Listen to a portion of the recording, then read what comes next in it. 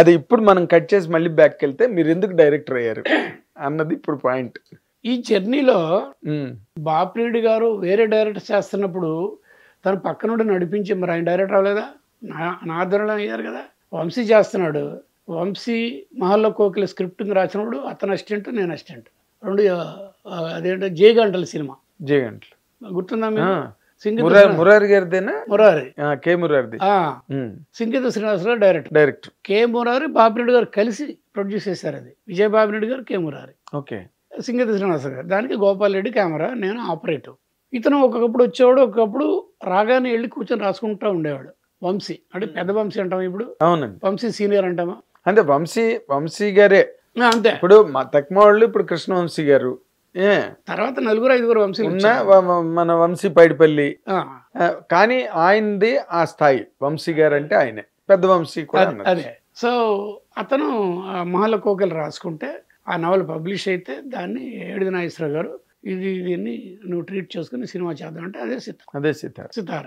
So అతనితో పాటు almost director పక్కన ప్రతి ఆర్టిస్ట్ దగ్గర నుంచి, మేకప్ల దగ్గర నుంచి, లొకేషన్ దగ్గర నుంచి, డే ఫర్ నైట్ ఎందుకు, అది అన్నిట్లోనూ ప్రతి పార్ట్లోనూ వంశీ పక్కన నేను ఉండేవాడిని అంతే. అలాగే చేసుకొచ్చినప్పుడు ప్రతి మూమెంట్ నాకు ఎడ్యుకేషనేగా. అవునండి. ఇప్పుడు వెన్ యూఆర్ గుడ్ లెర్నర్, ఏది అసలు you can grasp everything. yes అలా చేసుకుంటూ వచ్చి అలాగే సక్సెస్ కొట్టాము. దాని తర్వాత అన్వేషణ, ఆ తర్వాత ఏప్రిల్ 1 విడుదల, ఆ ఆలాపన, ఇలా చేసుకుంటూ వెళ్ళిపోతున్నాం. సో తను ఒక శ్రీను ఫైనలైజ్ చేసిన దాన్ని నైట్ ఇద్దరం కలిసి డిస్కస్ చేసుకునేవాళ్ళం.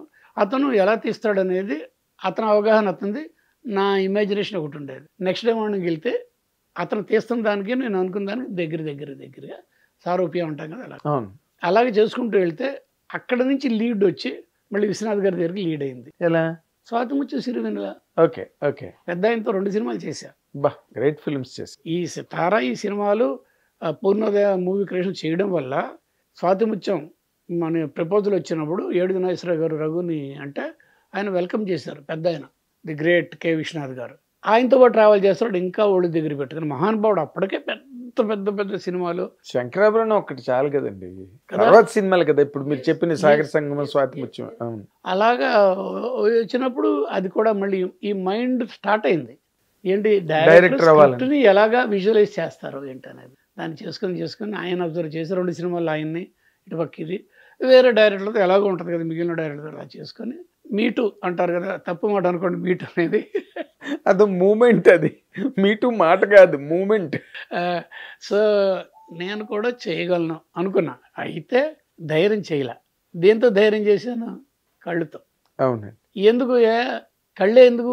ఆ బ్లైండ్ పీపుల్ పెట్టుకొని, కొత్త వాళ్ళని పెట్టుకొని, డీ గ్లామర్ బ్యాక్గ్రౌండ్ పెట్టుకొని, సబ్జెక్ట్ డీ గ్లామర్ పెట్టుకొని, బ్లైండ్నెస్ మీద బేస్ అయ్యి, ఎందుకని చాలామంది నన్ను ప్రశ్న వేశారు. వీళ్ళంటే కొంచెం ఇది ఉన్నవాళ్ళు, నా మీద ఇష్టం ఉన్నవాళ్ళు. ఏమి చిరంజీవి గారి దగ్గరికి మంచి సబ్జెక్ట్ తీసుకెళ్తే ఆయన ఇస్తాడేమో.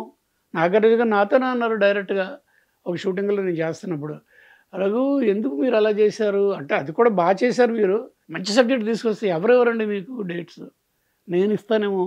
అది మీకు తెలుసుగా చిరంజీవి గారు నాకు. అవును, మీరు ఆ రోజు అభినయ ఆర్ట్స్ ఫంక్షన్ లో చాలా బోల్డ్ గా ఒక స్టేట్మెంట్ ఇచ్చారు కదా, నాకు చిరంజీవి గారు డేట్లు ఇస్తే గలివర్ ట్రావెల్ తీస్తానని చెప్పి. 1 year ఆడద్ది గలివర్ ట్రావెల్ చిరంజీవి గారితో తీస్తే నాకు ఆయన డేట్స్ ఇస్తే అంటే. మరి ఎప్పుడు చెయ్యారా మీరు చిరంజీవి గారినప్పుడు? అయ్యాను. నెక్స్ట్ టైం ఇంకెప్పుడో ఇలాంటి దీంట్లో ఇంటర్వ్యూలు చిరంజీవిని వీలాంటి వాళ్ళు అడిగారు. అయితే ఆయన ఏమన్నారంటే, హాలీవుడ్ రేంజ్ టెక్నాలజీ అవసరం అవుద్ది అలాంటి సబ్జెక్టుకి, రఘు అలాంటి టెక్నాలజీ దానికి సంబంధించిన వ్యవహారాన్ని నాకు కానీ ప్రజెంట్ చేస్తే నాకు ఓకే అనుకుంటే నేను ఇస్తానని ఎటువంటి విషయం. అది జరగలేదు, అది వేరే విషయం. ఎందుకు జరగలేదు? బడ్జెట్లు. అప్పట్లో ఇంత టెక్నాలజీ ఇండియన్ సినిమాకి రాలా, పర్టికులర్ తెలుగుకి రాలా. నేను చెప్పాను చూసారా, ఇన్ కెమెరా నేను ముద్దున్నాను, అలాగే తప్పించి గ్రీన్ మ్యాటర్ రాలా, బ్లూ మ్యాటర్ రాలా, లేవు. అలాగేదో ఎంత ఆ సినిమా మొత్తం గ్రాఫిక్సేగా విధంగా చెప్పాలంటే. అవునండి, గ్రాఫిక్స్ కాదు, ట్రిక్ వర్క్ అన్ని వరకు అంతే. అలాగా నెమ్మదిగా మైండ్ సెట్ ఏంటంటే డైరెక్ట్ చేయడం. అయితే కళ్ళు ఎందుకు తీసుకున్నానంటే, ఆ రోజున ఎట్ దట్ టైం 1986-87లో 87లో స్టార్ట్ చేశాను. 88 రిలీజ్ అయింది కళ్ళు. ఉద్దండులు విశ్వనాథ్ గారు, బాపు గారు, కె బాలచంద్ర గారు, రాఘవేంద్ర గారు, జంజాల, కోదండరామరెడ్డి, అసలు వాళ్ళ మధ్యలో నేను ఎలా బతకను? దట్టు నేను ఐఎమ్ నాట్ ఫ్రమ్ డైరెక్టర్ కాదు, డైరెక్షన్ డిపార్ట్మెంట్ స్ట్రీమ్ కాదు కదా, కెమెరామెన్ నుంచి ఇటు పక్క చూస్తే అందరూ అప్రిషియేట్ చేయరు, ఎవడి పని వాడు చేసుకోవాలి అన్నారు తర్వాత కూడా. అలా అని చెప్పి మిగిలిన వాళ్ళు ఇది చేయరు అని చెప్పి నేను దీన్ని పట్టుకున్నాను. ఏది కళ్ళు అనే సబ్జెక్ట్. గొల్లపూడి మారుతిరావు గారు నాటిక 1970 కాలేజీలో ఫైనల్ ఇయర్లో ఉన్నాం. జంజాల మేమంతా, సుత్తు వీరభద్రరావు, మన సుబ్బరాయ శర్మ, కొంచెం వెనక ముందు బ్యాచెస్ అన్నమాట. ఆదరణ నాటక కళా పరిషత్తు విజయవాడలో జరిగింది. అప్పుడు చూసాం, స్ట్రాంగ్ ఇంప్రెషన్ పడింది.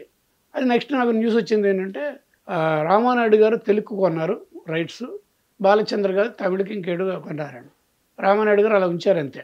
బాలచంద్ర గారు స్టార్ట్ చేసి దగ్గర ఒక 5-6 రీళ్ళు ఎంతో చేశారని చెప్తారు, నాకు డీటెయిల్డ్గా తెలీదు. చేసి చూసేసి స్క్రాప్ చేశారంట. అది ఆయనే చెప్పారు నాతో. బాలచంద్ర ఆయన వెళ్ళి ఆయన విషెస్ కోసం వెళ్ళాను. ఆల్రెడీ నేను పాపులర్ అయ్యాను బికాస్ ఆఫ్ స్వాతి వచ్చి సిరివెన్నెల. తమిళనాట కూడా ఎంవీరో గారి ఒక కెమెరామెన్. అవును, అవి ఈక్వల్లీ యాజ్ గుడ్ యాజ్ తమిళ ఫిల్మ్స్ కదా.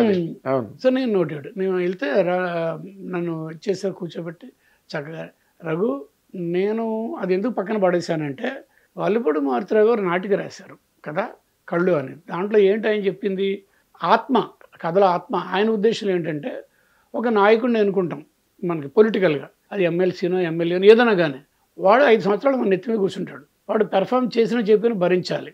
అది కాదు, వాడు సరిగ్గా పెర్ఫామ్ చేయకపోతే ఎవరైతే ఓట్లు వేసామో మనందరం కలిసి వాడిని కిందకి దింపే హక్కు ఆయన రాయలేదు రాజ్యాంగంలో. ఎవరు? అంబేద్కర్ గారు. అలాంటిది వస్తే బాగుంటుందనే ఉద్దేశంతో అది ఎక్కడో మనసులో పెట్టుకొని కళ్ళు అనేది రాశాను అన్నారు ఆయన. ఎంత డెప్త్ ఉంది అందులో. బాలచంద్ర గారు ఏమన్నారు, అది ఆయన ఆత్మ నాకు తెలుసు. నేనేం చేశాను, కొంచెం అటు వెళ్ళి, అప్పుడు ఒక సినిమా ఇంటర్నేషనల్ పెద్ద సక్సెస్, మంచి రివ్యూస్ అంతా వచ్చినాయి, క్రిటికల్ ఎక్లైమ్ అంటాం కదా. అవును. వెయిట్ అంటిల్ డార్క్ సినిమా పేరు. నాకు చాలా ఇష్టం ఆ సినిమా. అందులో హీరోయిన్ అంటే ఇంకా ఇష్టం, ఆడ్రీ హ్యాపబర్న్ అని. అప్పుడు పెద్ద ఇదనమాట, అందగత్తే ప్లస్ వేరు. అందులో ఆ అమ్మాయి ఓ బ్లైండ్ గర్ల్. సినిమా సబ్జెక్ట్ అది, వెయిట్ అంటిల్ డార్క్. ఎన్నో అవార్డులు వచ్చేసినాయి. ఆ అమ్మాయికి బ్లైండ్, అమ్మాయికి ఒకే ఒక కంపెనీ ఏంటంటే టెడ్డీ బేర్, స్టఫ్డ్ డాల్. పడుకున్నా లేచినా దాంతోనే. కానీ ఆ అమ్మాయికి తెలియకుండా ఆ డాల్స్లో డ్రగ్స్ ట్రాన్స్పోర్ట్ అవుతున్నాయి పక్కన ఉన్నవాళ్ళు, and her life is at stake. ఇది ఆ కథ. చీకటి పడితే ఆ బొమ్మని ఎవరు ఎలా వాడుకుంటారు, ఏమైనా నిద్రపోతున్నాడు, దాంట్లోంచి డ్రగ్స్ ట్రాన్స్పోర్ట్ అవుతాడు. అది పెద్ద హిట్. అది తీసుకొచ్చి కలిపారంట. ఆయనే చెప్పారు నాకు, బాలచంద్ర గారు. ఓకే. ఆ క్యారెక్టర్ అంటే ఈ 5 బ్లైండ్ పీపుల్ కాకుండా ఈ క్యారెక్టర్కి ఆయన పెట్టుకుని జయసుధ. ఇది చేశారంతా. చూసి కొంత అయిన తర్వాత అందరు కలిసి కూర్చున్నారంట. కూర్చొని చూస్తే ఈయనకి మనసుకి ఎగ్రి అవ్వాల లేదు, ఆ సబ్జెక్ట్ ఇలా చేయకూడదని చెప్పి అక్కడ వదిలేశారు దాన్ని. అదంతా చెప్పారు నాకు. చాలా జాగ్రత్త రఘు అని చెప్పారు. ఇది సబ్జెక్ట్ అంత ఈజీ కాదు నువ్వు తీసుకున్న సబ్జెక్టు. అలాగే కమల్ దగ్గరికి వెళ్ళా. కమల్ ఆల్రెడీ నేను చేశాను కదా, స్వాతి ముత్యాలు బాగా క్లోజ్ అయ్యాడు నాకు. కమల్ దగ్గరికి వెళ్తే కమల్ కూడా అది చెప్పాడు. అమావాస్య చంద్రుడు సినిమా తెలుసు కదా, బ్లైండ్, రాజ్పార్వాయ్ సంగీతం గారు యాక్ట్ చేశారు, ఇళయరాజా మ్యూజిక్, వరుణ్ చక్రవర్తి సోర్స్ లైట్, బాలు గారు స్క్రీన్ మీద కనిపిస్తారు సుందరము సముద్రము పాట దగ్గర. అది సుహాసిని గారు షూట్ చేశారంటగా. ఆ డీటెయిల్స్ నాకు తెలియదు. అని కమల్ ఏం చేశాడంటే, మేము కొంచెం జనానికి కావాల్సింది కాబట్టి మాకు కావాల్సిన సినిమా తీసుకున్నాం మేము. ఇది వరుణ్ ముఖర్జీ సోర్స్ లైటు, ఇళయరాజా గారి మ్యూజిక్ అయ్యో చేసాం. జనానికి అక్కర్లేదు అది, మేము కొంచెం పోజుగా చేసాం. మేము తోపులో ఉన్నాడు కావాల్సిన తానది. అది నువ్వు జాగ్రత్త పడు, ఈ సబ్జెక్ట్ క్రిటికల్, ఎంత ఈజీ కాదని చెప్పి. హిట్ టీవీ యాప్, ఇందులో short news, live news, entertainment shows, movies, digital magazines తో పాటు మీ జిల్లా వార్తలను కూడా ఫ్రీగా చూడొచ్చు. ఇంకెందుకు ఆలస్యం, వెంటనే హిట్ టీవీ యాప్ ని డౌన్లోడ్ చేసుకుని ఫ్రీగా ఎంటర్టైన్మెంట్ పొందండి. Hit TV app. Hit TV app. Please download hit TV app. Hit TV app ని ఫ్రీగా డౌన్లోడ్ చేసుకుని ఎంజాయ్ చేయండి. మీకు నచ్చిన ఎంటర్టైన్మెంట్ కోసం హిట్ టీవీ యాప్ ని ఫ్రీగా డౌన్లోడ్ చేసుకుని ఎంజాయ్ చేయండి. హిట్ టీవీ యాప్ ని డౌన్లోడ్ చేసుకుని ఆస్వాదించండి, ఆశీర్వదించండి. ఇంతమంది సెలబ్రిటీలు హిట్ టీవీ యాప్ ని డౌన్లోడ్ చేసుకోండి అని చెప్తున్నారంటే ఎంత మంచి యాప్ ఆలోచించండి. అమెరికా అమెరికా అమెరికా అమెరికాలో చదవాలనుకునే వాళ్ళకి విశ్వసనీయమైన పేరు మన శౌర్య కన్సల్టెన్సీ. UK లో 1 year masters, UK లో 1 year masters, 2 years work permit up to 5 years visa. Contact Saurya Consultancy. Contact 89851 89851.